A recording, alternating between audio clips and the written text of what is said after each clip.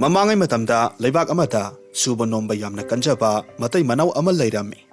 Matai manau dugi maming lukhoi amasung sakhi kaurami. Makhoi anigi masanupi lingjel kaubi sahi taret muk surabi amasul lei. Nongmagi numit amadani lukhoi na thabak sathokringai sakhina masanupi lingjelbu sumangda puthok piduna khudengda ising asabana iru lujabirami. Lingjelna harauna hairami. Ima ngasidi aibusu Kaithel kabada pubiyu ko mamangdasu pubini hairaga sungpu pubide hoi karigi pudani ngasidi kaithelda imasu mana masing yonba chatlaro isagi phajaba phizol oina leiba chatkadoribani angangdu harauna noksai asumna irujaba loiraba matungda mama masadu phizol anaubo hongdoklaga makhutta khaw macha ama pairaga kaithel chatnana ba haiduna sangari lakpa ngairamme lingjeldi Mahakna hek taibang khongdarak badagi kaithel haibasi amuk phawba chatriba oibana ngasi chatpa phanglagani khanbada harauramme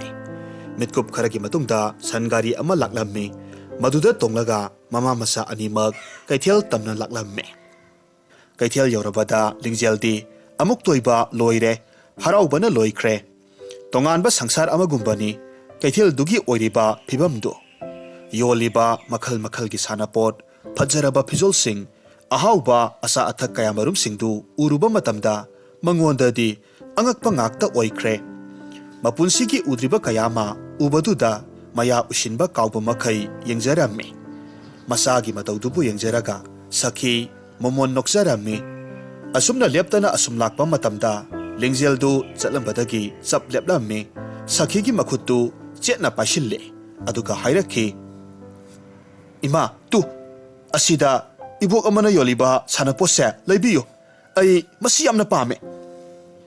asumna hairaga sakhina waga ngangba nangdringai sanapot yoliba hanubidugi manakta hekta chelsinki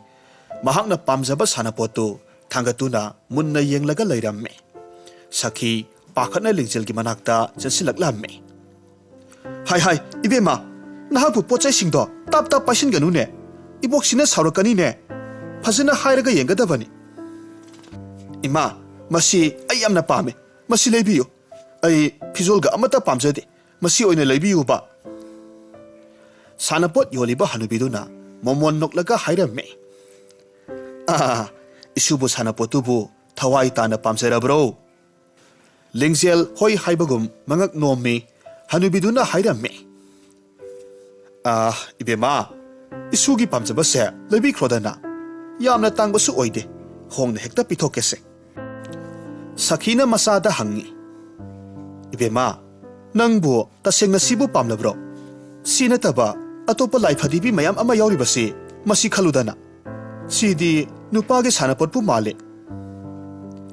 adubu phana haidunasu lingjelna yakhidre lamhuigi sanapotu adumak lawgani haiduna muktuna leikre upai leitravada mamana hairamme phare nahaknabu pamjarabadi leibirage ibok masibu mamal kaya oirabano hanubi aduna momon noklaga lingjelbu nungsina nanbiraga hairaklamme isugine bu hairabadi hongna hekta pithuklaga loyedana ibema siki makhai ama hek pirammo sakhi mamal tangna hairakadra haiduna pakatlambani adubu hongna hanubiduna hairakpa aduda sor sangna hondoklamme singnava leitana seldu pirammi Matungda mama masa anidu khara hongba phizol khara leiraga mayumda halaklamme numidangi matamdani lokhoina thabak halakpa matamda ngajau ama leirektuna thonglaga hauna saminaramme masanupi lingjelna lamhoigi sanapottu khoida jakraba male mitkup ama phauba thadaba makhai sanaduna talai ahing thingjilaklawada sakhina masanupi bu tumnana ba hairamme adubu lingjeldi sanapottu pairaga adum leirammi Tummo haiba yaramde. Ngaihak wakal khalaba matung sakhina masanupigi manangan aduda tapna nanbiraga hairaklamme. Sathoibi numidangda ita sanapa phatine hei. Masidi ayuk nungthilda khak sanagadabani ne. Natravadi ahingda hingsabi laklaga angang phai hainabani ko. Angangi wakal oibana mamana hairibaduda lingjel masin masadu paithok laga hairakki. Adudi ima ꯑꯩ ꯅꯨꯃꯤꯗꯥꯡꯒꯤ ꯃꯇꯝꯗꯗꯤ ꯂꯝꯍꯨꯏꯁꯤꯒ ꯏꯇꯥ ꯁꯥꯟꯅꯕ ꯇꯣꯛꯂꯒꯦ ꯑꯗꯣ ꯑꯩ ꯃꯥꯕꯨ ꯀꯣꯜꯂꯒ ꯇꯨꯝꯒꯦꯀꯣ ꯁꯤꯗꯤ ꯌꯥꯕ꯭ꯔꯥ ꯁꯈꯤ ꯃꯣꯃꯣꯟ ꯅꯣꯛꯂꯒ ꯈꯨꯝꯃꯤ ꯀꯔꯤꯒꯤ ꯌꯥꯗꯅꯤ ꯐꯔꯦ ꯐꯔꯦ ꯇꯨꯝꯊꯣꯛꯑꯣ ꯍꯌꯦꯡ ꯑꯌꯨꯛ ꯉꯟꯇꯥ ꯍꯧꯒꯠꯅꯅꯕ ꯑꯁꯨꯝꯅ ꯂꯝꯍꯨꯏꯒꯤ ꯁꯥꯟꯅꯄꯣꯠꯇꯨ ꯀꯣꯜꯂꯗꯨꯅ ꯂꯤꯡꯖꯦꯜ ꯅꯨꯡꯉꯥꯏꯅ ꯇꯨꯝꯈꯤꯔꯝꯃꯤ ꯃꯇꯝ ꯈꯔ ꯍꯧꯈ꯭ꯔꯦ ꯅꯣꯡꯃꯒꯤ ꯅꯨꯃꯤꯗꯥꯡ ꯑꯃꯗꯅꯤ ꯅꯨꯃꯤꯠꯁꯤ ꯅꯣꯡꯊꯤ ꯅꯣꯡꯃꯪꯉꯤ ꯑꯈꯥꯛ ꯑꯔꯥꯎꯒ ꯂꯣꯏꯅꯅ ꯅꯣꯡ ꯀꯟꯅ ꯆꯨꯊꯔꯛꯂꯝꯃꯤ ꯂꯤꯡꯖꯦꯜꯗꯤ ꯅꯣꯡ ꯆꯨꯕ ꯍꯥꯏꯕꯁꯤ ꯃꯍꯥꯛꯀꯤ ꯈ꯭ꯋꯥꯏꯗꯒꯤ ꯀꯤꯖꯕꯤꯅꯤ ꯂꯝꯍꯨꯏꯒꯤ ꯁꯥꯟꯅꯄꯣꯠꯇꯨ ꯀꯣꯜꯂꯒ ꯊꯣꯡꯅꯥꯎꯔꯣꯝꯗ ꯌꯦꯡꯂꯤꯉꯩ ꯈꯪꯍꯧꯗꯅ ꯊꯋꯥꯟꯃꯤꯆꯥꯛ ꯃꯊꯤ ꯇꯥꯔꯛꯄ ꯎꯔꯝꯃꯤ ꯃꯗꯨ ꯎꯕꯗ ꯍꯔꯥꯎꯅ ꯂꯤꯡꯖꯦꯜꯅ ꯁꯥꯟꯅꯄꯣꯠꯇꯨꯗ ꯌꯦꯡꯂꯒ ꯍꯥꯏꯔꯛꯂꯝꯃꯤ ꯑꯦ ꯏꯃꯥꯅ ꯍꯥꯏꯕꯗ ꯊꯋꯥꯟꯃꯤꯆꯥꯛ ꯃꯊꯤ ꯇꯥꯔꯛꯄ ꯎꯔꯕꯗꯤ ꯑꯅꯤꯡꯕ ꯑꯃ ꯅꯤꯖꯍꯧꯕꯗ ꯊꯨꯡꯉꯤ ꯍꯥꯏꯅ ꯍꯥꯏꯕꯤꯈꯤ ꯑꯗꯨꯅ ꯉꯁꯤ ꯑꯩꯅ ꯎꯔꯤꯉꯩ ꯃꯇꯝꯁꯤꯗ ꯑꯩꯁꯨ ꯑꯅꯤꯡꯕ ꯑꯃꯗꯤ ꯅꯤꯖꯍꯧꯔꯒꯦ ꯀꯔꯤ ꯀꯔꯝꯕ ꯅꯤꯁꯤꯒꯦ ꯑꯁꯨꯝꯅ ꯈꯜꯂꯕ ꯃꯇꯨꯡꯗ ꯍꯔꯥꯎꯅ ꯃꯃꯤꯠ ꯎꯏꯁꯤꯜꯂꯒ ꯃꯈꯨꯠ ꯂꯣꯟꯅꯔꯒ ꯍꯥꯏꯔꯛꯂꯝꯃꯤ ꯑꯩꯍꯥꯛꯀꯤ ꯂꯝꯍꯨꯏꯒꯤ ꯁꯥꯟꯅꯄꯣꯠꯁꯦ ꯃꯔꯣꯜ ꯊꯣꯛꯄ ꯑꯁꯦꯡꯕ ꯂꯝꯍꯨꯏ ꯑꯃ ꯑꯣꯜꯍꯟꯕꯤꯌꯨꯀꯣ ꯑꯩꯒ ꯃꯔꯨꯞ ꯁꯥꯟꯅꯕ ꯌꯥꯅꯅꯕ ꯑꯁꯤ ꯍꯥꯏꯗꯨꯅ ꯃꯃꯤꯠ ꯄꯥꯡꯊꯣꯔꯛꯄ ꯃꯇꯝꯗꯗꯤ ꯈꯪꯍꯧꯗꯅ ꯅꯣꯡ ꯈꯥꯛꯂꯛꯄꯗꯒꯤ ꯈꯪꯄ꯭ꯔꯦꯛ ꯈꯪꯂꯝꯃꯤ ꯆꯦꯠꯅ ꯀꯣꯜꯂꯤꯕ ꯂꯝꯍꯨꯏꯒꯤ ꯁꯥꯟꯅꯄꯣꯠꯇꯨ ꯊꯥꯗꯔꯝꯂꯒ ꯑꯀꯤꯕꯅ ꯍꯦꯟꯃꯟꯈꯤꯕꯅ ꯃꯃꯥꯒꯤ ꯃꯅꯥꯛꯇ ꯆꯦꯟꯁꯤꯜꯂꯝꯃꯤ ꯁꯈꯤ ꯄꯥꯈꯠꯅ ꯍꯥꯏꯔꯛꯈꯤ ꯏꯕꯦꯝꯃ ꯀꯔꯤ ꯇꯧꯔꯦ ꯏꯃꯥ ꯅꯣꯡ ꯌꯥꯝꯅ ꯀꯟꯅ ꯈꯥꯛꯑꯦ ꯑꯩ ꯌꯥꯝꯅ ꯀꯤꯖꯩꯌꯦ ꯏꯍꯦ ꯑꯗꯨꯒꯤ ꯑꯣꯏꯔꯦ ꯁꯦ ꯄꯥꯕꯨꯡꯒ ꯂꯩꯔꯝꯃꯨꯀꯣ ꯃꯇꯝꯁꯨ ꯊꯦꯡꯖꯤꯜꯂꯛꯂꯕꯅꯤ ꯏꯃꯥ ꯏꯃꯨꯡꯒꯤ ꯊꯕꯛ ꯑꯃꯨꯛꯇ ꯂꯣꯏꯁꯤꯜꯂꯨꯈꯤꯒꯦ ꯂꯣꯏꯔꯒ ꯆꯪꯂꯛꯂꯒꯦꯀꯣ ꯑꯁꯤ ꯍꯥꯏꯗꯨꯅ ꯂꯨꯈꯣꯏꯗ ꯁꯤꯟꯅꯔꯝꯂꯒ ꯁꯈꯤ ꯏꯃꯨꯡꯒꯤ ꯊꯕꯛ ꯂꯣꯏꯁꯤꯟꯕ ꯂꯥꯛꯂꯝꯃꯤ ꯊꯕꯛ ꯂꯣꯏꯔꯕ ꯃꯇꯨꯡꯗ ꯇꯨꯝꯕ ꯆꯪꯂꯛꯄ ꯃꯇꯝꯗꯗꯤ ꯂꯝꯍꯨꯏꯒꯤ ꯁꯥꯟꯅꯄꯣꯠꯇꯨ ꯂꯩꯃꯥꯏꯗ ꯇꯥꯗꯨꯅ ꯂꯩꯔꯝꯃꯤ ꯁꯥꯟꯅꯄꯣꯠꯇꯨ ꯈꯨꯟꯒꯠꯂꯒ ꯃꯐꯝ ꯆꯥꯕ ꯑꯃꯗ ꯊꯅꯝꯂꯒ ꯑꯗꯨꯃꯛ ꯆꯪꯈꯤꯗꯨꯅ ꯇꯨꯝꯈꯤ ꯑꯍꯤꯡ ꯊꯦꯡꯖꯤꯜꯂꯛꯂꯕ ꯃꯇꯝꯗꯨꯗ ꯅꯣꯡ ꯑꯗꯨꯁꯨ ꯀꯟꯅ ꯆꯨꯕ ꯍꯦꯟꯒꯠꯂꯛꯂꯝꯃꯤ ꯂꯤꯡꯖꯦꯜꯅ ꯅꯤꯖꯔꯝꯕꯗꯨ ꯂꯥꯏꯔꯦꯝꯕꯤ ꯑꯃꯅ ꯇꯥꯔꯗꯨꯅ ꯃꯥꯒꯤ ꯑꯅꯤꯡꯕꯁꯤ ꯊꯨꯡꯍꯜꯂꯒꯦ ꯍꯥꯏꯅ ꯈꯜꯂꯗꯨꯅ ꯑꯁꯥꯕ ꯃꯨꯔꯇꯤ ꯑꯃꯒꯨꯝ ꯇꯨꯃꯤꯟꯅ ꯂꯩꯔꯤꯕ ꯂꯝꯍꯨꯏꯒꯤ ꯁꯥꯟꯅꯄꯣꯠ ꯑꯗꯨꯗ ꯀꯔꯤꯒꯨꯝꯕ ꯃꯩꯈꯨ ꯑꯃ ꯀꯥꯝꯁꯤꯜꯂꯝꯃꯤ ꯑꯗꯨꯒ ꯂꯥꯏꯔꯦꯝꯕꯤꯗꯨ ꯑꯇꯤꯌꯥ ꯃꯊꯛꯇ ꯑꯗꯨꯝ ꯄꯥꯏꯈꯠꯇꯨꯅ ꯆꯠꯈ꯭ꯔꯦ ꯑꯁꯨꯝꯅ ꯍꯦꯛ ꯇꯧꯕꯗꯒꯤꯗꯤ ꯑꯉꯛꯄꯒꯤ ꯃꯇꯧꯅꯤ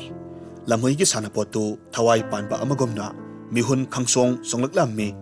ꯃꯁꯥꯒꯤ ꯑꯁꯦꯡꯕ ꯃꯇꯨ ꯄꯥꯜꯂꯛꯂꯝꯃꯤ ꯑꯁꯦꯡꯕ ꯊꯋꯥꯏ ꯄꯥꯟꯕ ꯂꯝꯍꯨꯏꯒꯨꯝ ꯑꯣꯏꯔꯛꯂꯝꯃꯤ ꯑꯗꯨꯕꯨ ꯑꯇꯩ ꯑꯇꯣꯞꯄ ꯂꯝꯍꯨꯏꯒꯗꯤ ꯃꯥꯟꯅꯔꯝꯗꯦ ꯃꯥꯒꯤ ꯃꯕꯨꯛ ꯑꯗꯨꯗꯤ ꯆꯤꯡꯊꯣꯛ ꯆꯤꯡꯁꯤꯟ ꯌꯥꯕ ꯑꯣꯏꯅ ꯄꯥꯜꯂꯝꯃꯤ ꯃꯁꯤ ꯈꯛꯇꯅꯤ ꯈꯦꯠꯅꯕ ꯍꯥꯏꯕꯕꯨ ꯑꯇꯩꯗꯤ ꯂꯣꯏꯅꯃꯛ ꯃꯥꯟꯅꯔꯝꯃꯤ ꯂꯝꯍꯨꯏ ꯑꯗꯨꯅ ꯍꯔꯥꯎꯅ ꯃꯁꯥꯗ ꯉꯛꯅ ꯌꯦꯡꯖꯔꯝꯃꯤ ꯑꯗꯨꯒ ꯍꯥꯏꯔꯛꯈꯤ ꯃꯁꯤꯕꯨ ꯃꯪꯂ ꯇꯥꯏꯕꯪꯂꯅꯦ ꯃꯇꯝ ꯀꯨꯏꯅꯗꯒꯤ ꯅꯤꯡꯖꯔꯛꯄ ꯃꯪꯂꯥꯟ ꯉꯁꯤꯗꯤ ꯊꯨꯡꯂꯦ ꯏꯁ ꯅꯍꯥꯟ ꯃꯈꯩ ꯑꯩꯍꯥꯛꯇꯤ ꯀꯌꯥꯝ ꯋꯥꯈ꯭ꯔꯦ ꯑꯉꯥꯡ ꯑꯃꯒꯤ ꯁꯥꯟꯅꯄꯣꯠ ꯑꯃꯨꯛ ꯑꯣꯏ ꯑꯇꯣꯞꯄ ꯑꯉꯥꯡ ꯑꯃꯒꯤ ꯑꯃꯨꯛ ꯁꯥꯟꯅꯐꯝ ꯑꯣꯏ ꯉꯥꯏꯍꯥꯛꯇ ꯐꯥꯎꯕ ꯇꯨꯃꯤꯟꯅ ꯂꯩꯖꯒꯦ ꯍꯥꯏꯕꯁꯦ ꯐꯪꯈꯤꯗ꯭ꯔꯕꯅꯤ ꯑꯗꯨꯕꯨ ꯃꯤꯠꯀꯨꯞ ꯑꯁꯤꯗꯒꯤꯗꯤ ꯑꯩꯍꯥꯛ ꯅꯤꯡꯈꯥ ꯇꯝꯕ ꯐꯪꯂꯒꯅꯤꯗꯣ ꯐꯔꯦ ꯀꯅꯥ ꯑꯃꯠꯇꯅ ꯎꯗ꯭ꯔꯤꯉꯩ ꯑꯩ ꯃꯐꯝꯁꯤꯗꯒꯤ ꯅꯥꯟꯊꯣꯛꯂꯒ ꯆꯦꯜꯍꯧꯔꯒꯦ ꯑꯁꯨꯝꯅ ꯍꯥꯏꯔꯗꯨꯅ ꯂꯝꯍꯨꯏꯗꯨ ꯊꯣꯡꯅꯥꯎ ꯍꯥꯡꯗꯣꯛꯂꯒ ꯆꯣꯡꯊꯔꯒ ꯆꯠꯈ꯭ꯔꯦ ꯎꯃꯪ ꯂꯩꯔꯤꯕ ꯑꯗꯣꯝꯗ ꯍꯔꯥꯎꯅ ꯆꯦꯟꯈꯤ ꯃꯤꯠꯀꯨꯞ ꯈꯔꯒꯤ ꯃꯇꯨꯡ ꯃꯍꯥꯛꯄꯨ ꯀꯅꯥ ꯑꯃꯠꯇꯅ ꯇꯥꯟꯅꯔꯛꯂꯔꯣꯏ ꯈꯪꯂꯕꯗ ꯆꯦꯜꯂꯝꯕꯗꯒꯤ ꯆꯞ ꯂꯦꯞꯂꯝꯃꯤ ꯑꯇꯤꯌꯥ ꯊꯛꯇ ꯌꯦꯡꯈꯠꯂꯝꯃꯤ ꯊꯥꯅꯤꯜꯒꯤ ꯑꯍꯤꯡ ꯑꯣꯏꯕꯅ ꯑꯍꯤꯡꯗꯨ ꯄꯨꯡꯉꯥꯟ ꯉꯥꯜꯂꯝꯃꯤ ꯂꯝꯍꯨꯏꯗꯨ ꯌꯥꯝꯅ ꯍꯔꯥꯎꯅ ꯃꯈꯧ ꯄꯣꯡꯅ ꯈꯣꯡꯖꯔꯝꯃꯤ ꯑꯁꯨꯝꯅ ꯍꯦꯛ ꯇꯧꯕ ꯂꯣꯏꯕꯒꯗꯤ ꯃꯕꯨꯛ ꯂꯥꯝꯂꯛꯇꯨꯅ ꯒꯨꯔꯨ ꯒꯨꯔꯨ ꯈꯣꯡꯕ ꯍꯧꯔꯛꯈꯤ ꯏꯁ ꯇꯟꯖꯥ ꯑꯁꯤꯗ ꯈꯪꯂꯥꯝ ꯂꯥꯝꯂꯛꯏꯗ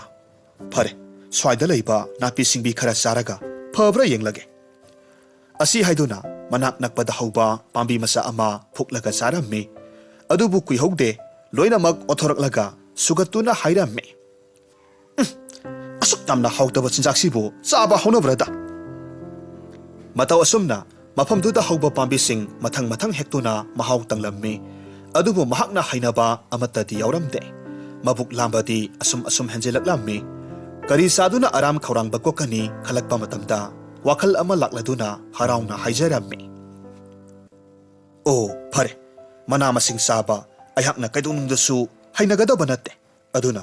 ꯇꯥꯏꯕꯪ ꯃꯤꯑꯣꯏꯕꯅ ꯇꯥꯕ ꯃꯐꯝꯁꯤꯡꯗ ꯆꯪꯂꯒ ꯄꯣꯠꯐꯝꯁꯤꯡꯗꯒꯤ ꯑꯣꯏꯅ asa athak hainaba khalaga huranduna hektamak sarage asumna haiduna awang thangba maikairomda leiba mi taba khul adomda hotana sienki potpham singdu thugai duna mahakna khoida jaba chinjak sing huranduna saramme nongmagi numit amadani lamhui aduna tap taba makhai chasilaga waraduna uzau amaki makhada phamlaga potharaga leiringai khanghaudana mahaki tunglomdagi karigumba khonjel khara tarak lamme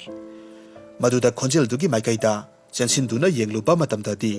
laptakna singya oi mungsongoi tauba mafam amada ningthi jena saraba yumjau amakhak urammi akoiba adudana yaw masa taret muk sanaduna leiba uramme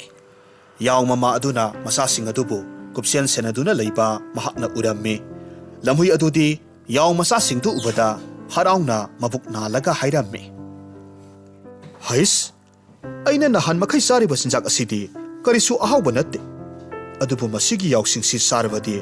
ai onthokna hawkhrani da kamdongna yaw singsibu sagadoriba phare yaw mama si leiriba makhaidi yakhiroi aduna mahakna sathokpa tanja yenglaga soidana masa singse amamamtang oina saba taredana asumna numit asidagi di asengba tanja yengduna yaw mama du chathokhiba matam yenglamme nongmagi nungthilni yaw mama aduna makhutta khawjau ama pairaga masa singda hairamme isasa ima kaithel chaludaba yadre nakhoi section leiramuko yaw masa amana hairamme ima aikhoi mapalda thoktuna ngaihak sanaramba yaroidra imagi ibungo madu yaro imana yum asida leitrabata nakhoi kanamata mapalda thokpa yadeko ima karigino aikhoi lapna kaishu chatloye soida asum isil inaw sanaramge sasa imana nakhoibu mapal thoga ningdabagi natene nakhoibu tadabro hanak ikui kuidana akoiba asida lamhui ama thoi potpham singdagi ahing khuding thugai duna asa athak huralaga chathoi hainaribado karigumba nakhoibu thengnaba thokhrabadi lamhui duna soidana nakhoi mayambu pharaga chathok pikhini aduna imana nakhoida mapal thokanu haribasini aina chathokringai thongsi karigumba thilakpa thoklabadi hena sena lonsiduna leiramgadabani ima adubu nahakna thongsi thilakpa oiramlabadi imani haiba kamdongna khangdoribano aduga karigumba lamhuiduna oiramlagana kamdongna khangdoriba yaw mamaduna amok wakhal ngai hakhalaga hairaklamme madugidi karisuwarugan aihakni haiba khangge hairabadi aigi khonjel asida khangba ngamdoribani karigumba lamhuiduna aigi khonjel saduna thong thilakpa oiragasu tu masigi mingsel panba thongnong masa asida mahaki haksangi sarukto utlu hayo matamaduda soidanamak khangba ngamdoribani lamhuido atai sasingna hainavada khongdagina ton phawba amuba masugi matu oi hainabani khujin yamna sangi haibani phare section leiramuko ima sale asumna haiduna chatkirami yaw masa sing adusu thong setna lonsinduna leihauramme somdana kamdauri lamhuidu yumdugi mana khara nakna hauba uzaw amagi marumda lona yenglaga leiramme yaw mama aduna khawjaw ama pairaga mayumdagi chathokhibadu ubada harauna hairamme ngasidi aihakki ningbasi thungadauredana koinedagi ningjarakpa ahawba sinjak saba phanggadauredana yaw mamadu udrabata lamhui aduna yumdugi thongjaw mamangda leplaga ahawba khonjelda thong thillaga hairakki angangsa ima halakle thong hangdu u bobo lawba khonjel du tabada mamana te lamhuini haibasi khanglaba aduda yaw macha sing aduna sauna imungdagi khonjel hauna hairaklamme he apangba lamhui nahak mafam si thadoktuna yamna thuna chatkro nahak aikhoigi imanati haiba aikhoina khangi nahaki khonjel di yamna hawi aduga aikhoigi imagi di yamna ingtappi wafam adu tarwada lamhuidu yamna sauramme kanthi thokpa makhai sauna thongdu thugainana ba hotnaramme adubu thugaiba ngamrabada upai leitabadagi phamthaduna lei mitkup kharagi matungda wakhal ama lakladuna lamhuidu mafamdudagi siankhraga potpham amadagi sini pik thana yawba patra ama huralaga mongsung amada chensilaklamme sini du hekta sang yengdaba makai mayada haijilammi sor hondaba makai sai saiduna sarammi mitkup kharagi matungda lamhui aduna harauna makanau semlaga hairaklammi masi oirabadi khonjel thumlani dana asi haiduna makhol semduna yaw mamagi matau tamlammi masidagi yumdugi manak tamna amuk laklammi khawdiamlaga yaw mamagi makhol saraduna thong thilaga hairakki isasa nama lakle kaithel halakle khawjaw se lumbana loire yarabadi thongse hangduklaga imagi mateng panglu law khonjel du tawada yaw masa sing adusu mamagi khonjel ka manabaduda thajaraduna thong hangduknana ba thaurang tawringai yaw masa tarit ki manungdagi amana singnaba pukladuna khonjel haungna hairakki ngaikho thongdo hangdukhino amukta ngaikho somdana maya higatuna harauraga leiramba lamhuidu yaw masagi wahaidu tawada sauningbana loikre matamasida yaw masaduna amuk hairaklamme nahakna tasengnamak aikhoigi imani haiba taragadi nahakina khongdu phathokliba thongnau masa asida thangatuna ulau lamhui adusu karisu khaluba tawdana makhongdu phat thangatlamme matamaduda yaw masa aduna sauna hairaklammi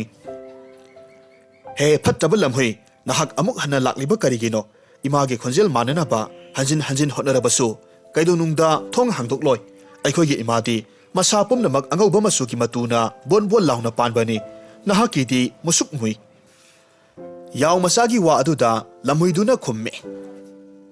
phai karisu leitabana khoi karigumba aigi ikut asida phangba thoklabadi amamamta oina pena sagadoribani asumna hairam laga satki lamhui aduna chatkibagi khonjel tabada yaw masa sing aduna harauna haine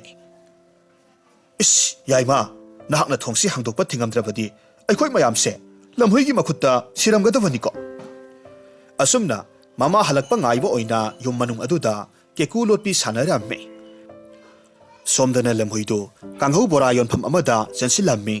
tan hongnana ba yam bora ama kanasu udringai huralaga narak mongsung amada singsilamme masa pumba yamsing aduna loina haitharamme asum tawbadagidi amuba masu oiramba mahaki matu singadu angauba masu oikhiramme madu ubada harauna haijarammi masi oirabadi aihak mamani haiduna khallagani dana khangani nakhoi hojikti khangba tare dana asumna khaladuna yangna selaklammi yumdu hek yorukpagadi yaw mamagi khonjel saraga khawdiamlaga hairamme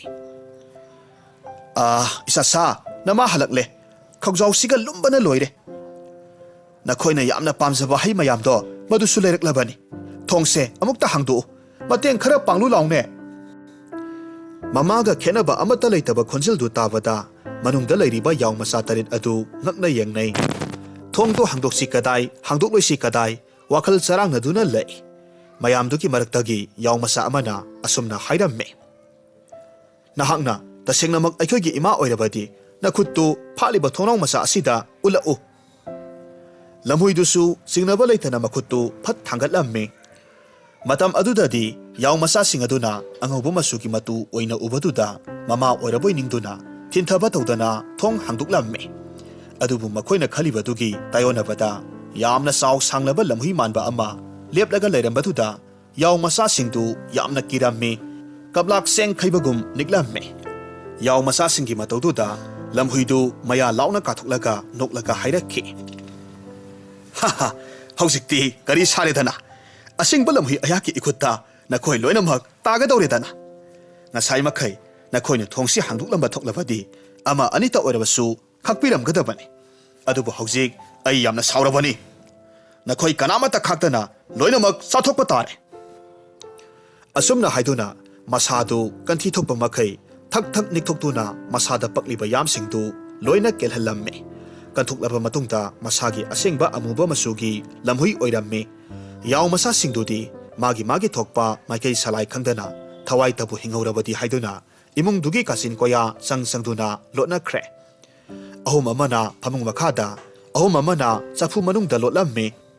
aduga makhoi mayamgi manungdagi khara singba yaw masa amadi kanasu khangloi uruidaba mapabungna saramba phaklangi upu aduda changsilamme sor thingba makai lot khirammi lamhuiduna mathang mathang yaw masa taruk tu pharaga mayada hapsilaga kut kut yotuna chathokre mabuk pik thaladuna nalaga harauna hairakhi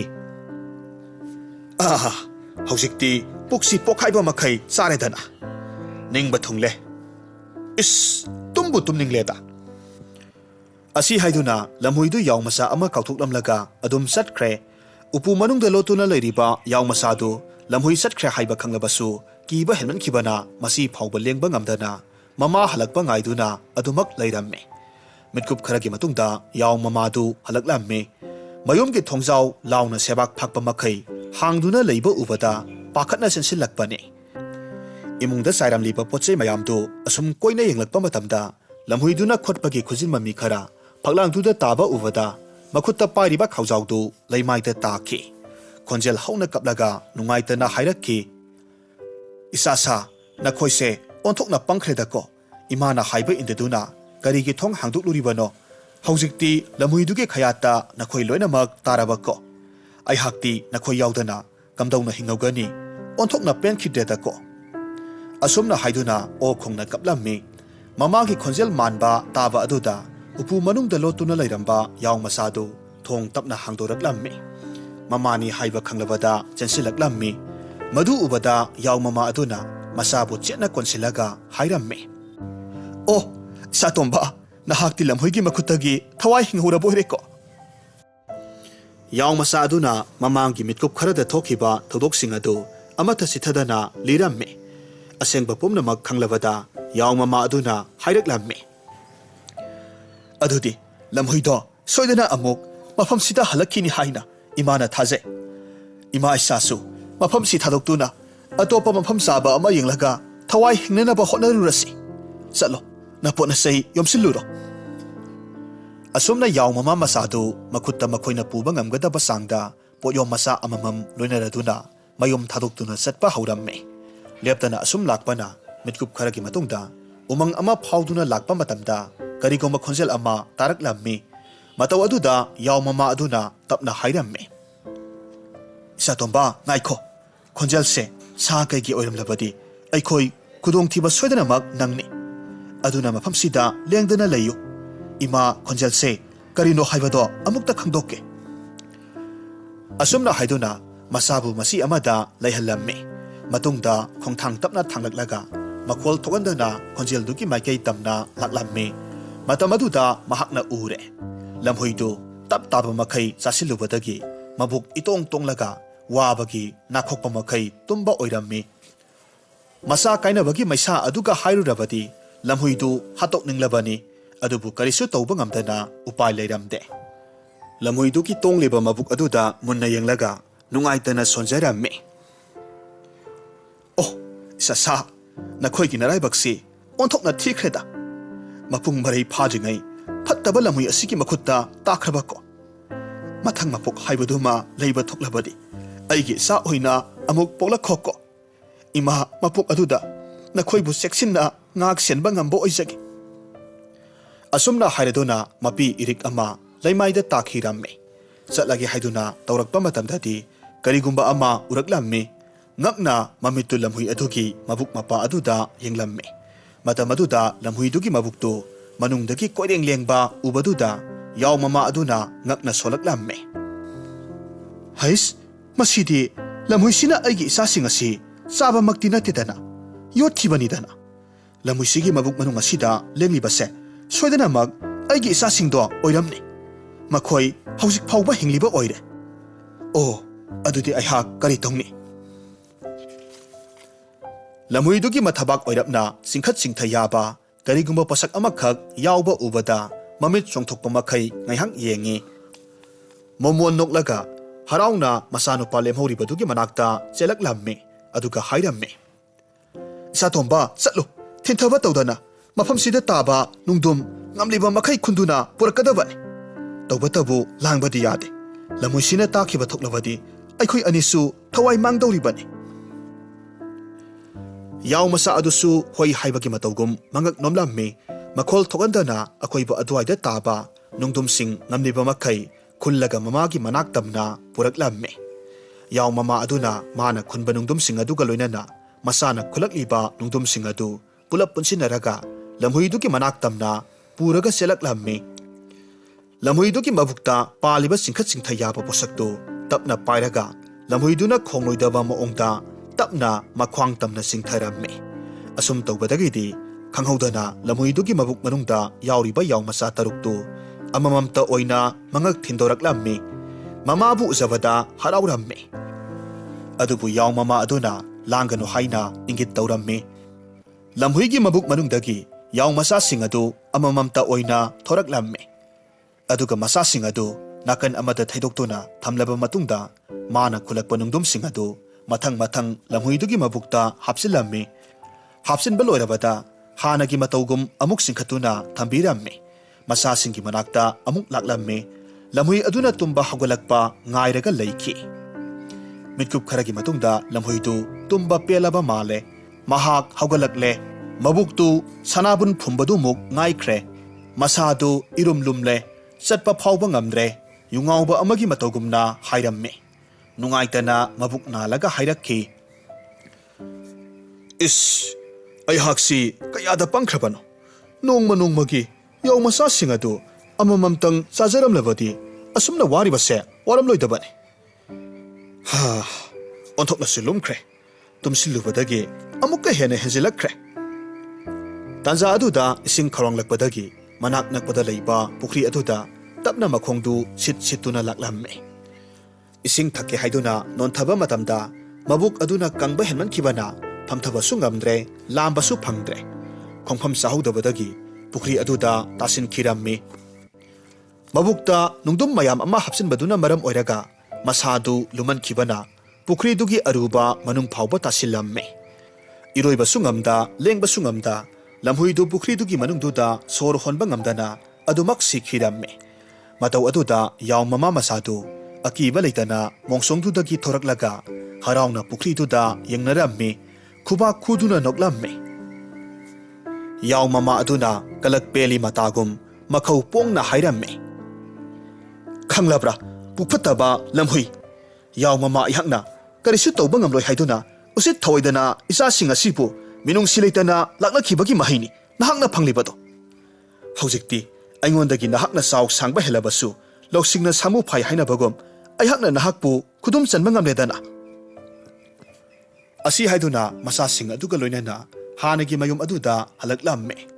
lamhui du amuk hana laklaroi sikre khanglabada mahosagum yaw mama amadi masa tarit adu maning tamna leiramme asumna numit asidagi hauraga yamna nunga yaifana pankiramme aduga mabuk phattaba lamhui adudi ahenba karamba mataw aduna mathwai thaduna sikhi warisi nungai biragadi like tobiramu comment tobiramu amadi channel asida nauna sangbirakko oiragadi subscribe tobiramu